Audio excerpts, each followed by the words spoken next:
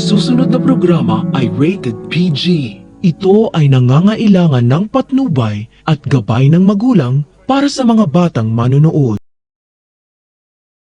Hindi akalain ni Lilet na sunod-sunod na problema ang darating sa buhay nila ng tita ninang niya matapos silang umalis sa bahay ni Ramir dahil nabunyag na ang katotohanan.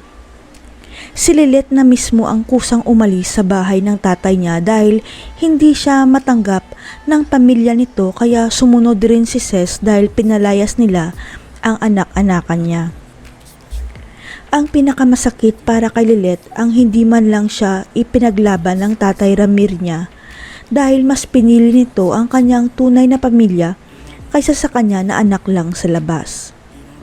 Hindi akalain ni Ces at Lilet na magiging kalbaryo pala ang buhay nila sa labas dahil namatay ang may-ari ng bahay na hinuhulugan niya, kaya nasayang lahat ng pinaghirapan niya. Ayaw kasi ibigay ng naiwang pamilya ng may-ari ng bahay ang titulo kay Ces dahil walang bisa ang kontrata nila, kaya hindi sinasadya ni Ces na masaktan ang anak nito. Sa kasamaang palad, namatay ang anak ng may-ari at inaresto si Ces dahil sinampahan siya ng kaso at makukulong siya, kaya humingi ng tulong si Lilet sa tatay Ramir niya. Kaya lang ang asawa ni Ramir na si Patricia ang unang nakausap ni Lilet, kaya ang buong akala niya wala nang pakialam ang tatay niya sa kanya dahil anak lang siya sa labas. Walang kamalay-malay si Lilet na pinadalahan pala siya ng sustento ng tatay Ramir niya dahil na rin sa pang-uuto ng tiyang Lani niya at hindi niya pinaalam ito kay Lilet o kay Ces.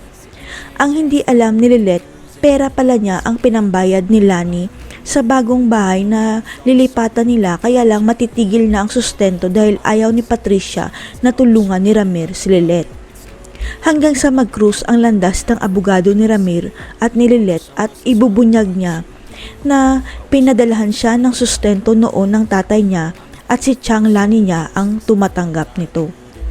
Mapatawad pa kaya ni Lilet ang tatay Ramir niya dahil pinadalahan pala siya ng sustento?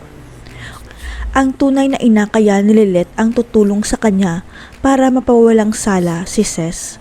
Abangan.